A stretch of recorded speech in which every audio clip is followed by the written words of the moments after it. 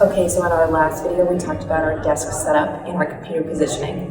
In this video, I want to go through our chair setup. So many of us working from home are probably using either folding chairs, dining room chairs, or hopefully not your couch, but you may be sitting on your couch for some periods of your work. If you do have your office chair at home that rolls and has the adjustable seat height, seat depth, and or lumbar support, that is great. But these are just some tips and modifications for your normal household chair setup and modifications. So a couple things you can try here to help reduce your mid, low back, and neck tension and discomfort. The first would be just adding some simple cushioning underneath your thighs and underneath your buttock, just to add a little bit of support, a little bit of cushion for those longer periods of sitting that you need to do on a more rigid chair surface. The second thing that you can try, I'll show you from the side here, would be adding a lumbar support to your chair. Now this chair is pretty flat, so I need to add something to help me with my spine position if I'm feeling like I'm really slouching.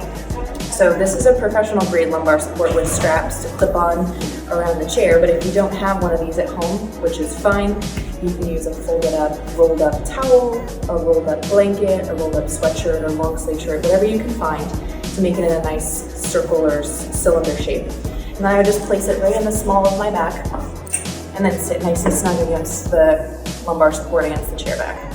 This will help again maintain some of that more normal lumbar spine position and help me maintain what I want to talk about next, which is your knee and hip angles.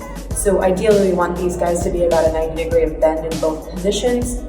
For some of you, if your chair is too low or too high, you may be in angles more than 90 degrees at your knees, or elevated through your hips, or you might be sinking too low into the chair.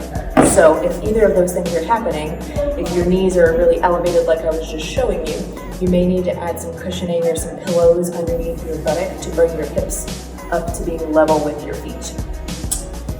If it's the opposite and your knees are too low, you may need to add some sort of stool underneath your feet. Now this is going to be too high for me, so I would also need to add a cushion underneath my buttock, but a step stool, a textbook or two, an Amazon package, or just a small box may need to be 2 inches, may need to be 4 inches, depending on the chair that you're in. Just underneath your feet to bring things back to a more level position would be helpful. The last thing to try if you are finding that you're slouching in the chair and you've added the lumbar support would be either scooting to the edge of the chair for short periods of time where you can maintain those same angles. That'll help you add a little bit more pressure onto your sit bones and help you, again, add back in that normal lordosis or lumbar spine position angle that we like. If you're finding that you're still slouching and you've tried that, and you've tried sitting on an exercise ball for a little while, then what that tells us is it's time to get up. So sitting for about an hour is about all most of us can handle, especially if you have low back pain, for maintaining those normal postures. So if you've sat for an hour, you're slouching, it's time to get up, walk around, go get a drink of water, go make yourself a meal, go outside for a walk, and then do a little bit of work standing, and then try coming back to your sitting position where you can sit in those better postures.